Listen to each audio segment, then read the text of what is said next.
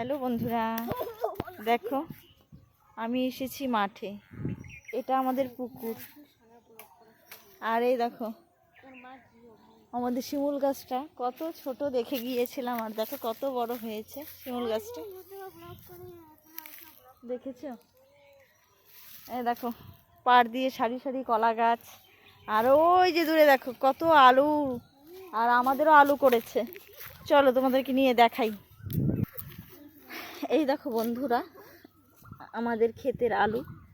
আসলে কয়েকদিন ধরে কত বৃষ্টি হয়েছে, যার জন্য আমার বাবা ক্ষেত থেকে আলু তুলতেই পারেনি।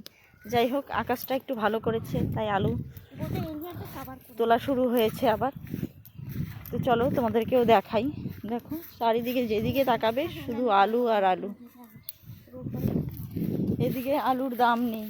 আর দেখো গাছ শুকিয়ে গেছে, কিন্তু মানুষ আলু তুলতে পারেনি। এক কথায় আলু চাষিদের করুণ অবস্থা, খুব খারাপ লাগছে। আমার বাবারও এখনও আলুগুলো সম্পূর্ণ তোলা হয়নি।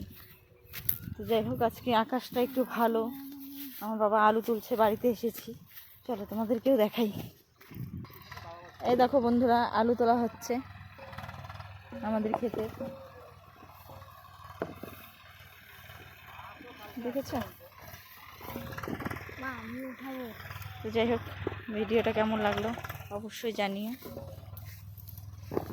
এই দেখো আলু, আমাদের জমির আলু। বেশ ভালো লাগছে, অনেক বছর পরে আসলাম এই আলু তোলার সময় বাড়িতে। আসাই হয় না আসলে সংসার ফেলে।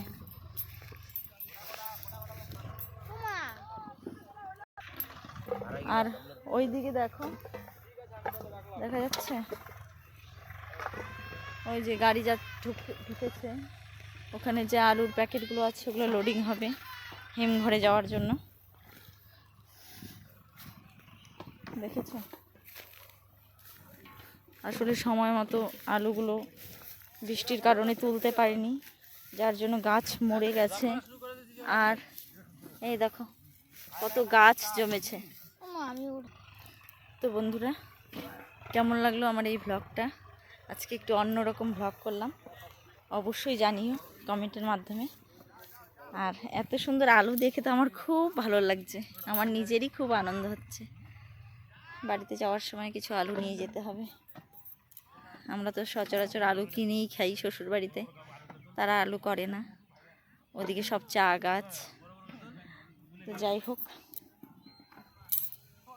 ভিডিওটা কেমন লাগলো কমেন্টের মাধ্যমে জানাবে, আর লাইক কমেন্ট শেয়ার করবে। আর তোমাদের ওদিকে কার কেমন আলু হয়েছে, যারা যারা আমার ফ্রেন্ডে আছো জানিও কমেন্টের মাধ্যমে। ভীষণ সুন্দর একটা, দেখো সুন্দর একটা প্রাকৃতিক পরিবেশ। তো আজকের মতো এতটুকুই, দেখা হবে নতুন একটা ভিডিওর সাথে।